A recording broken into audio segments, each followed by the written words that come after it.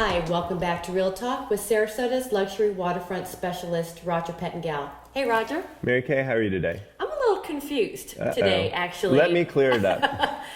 I have noticed of late that several of our transactions have involved as-is contracts submitted by the buyers. We like any contract, by the way. Well, we do. But I was just curious, what is the real advantage? Why would a buyer opt for an as-is contract when that means they don't have to request repairs? So that's why I'm a little confused. Can you help me out? I will. I'll try. So, of course, I'm not an attorney. So if you're watching this, seek your attorney's advice. But as a realtor, I can tell you a couple things about the as-is contract. We've started to see it more. So why would a buyer want to do an as-is contract? Right. Sometimes they feel like it's the easiest contract to get out of. So there's not, all you have to do is go to the part of the contract that says you have 10 or 15 days to do an inspection, and basically you can get out for any reason. So sometimes that's why they do it, because it's nice and clean and simple.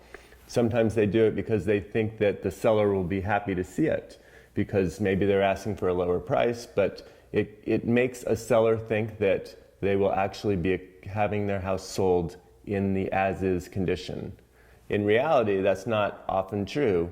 Often what will happen is there'll be an inspection, the buyer will find something that's broken, and they'll come back and they'll still ask for it to be fixed. And the seller will say, well, it's an as-is contract. Right. And the buyer will say, well, I'm not going to buy your house unless you fix it and bring it up to its current working condition.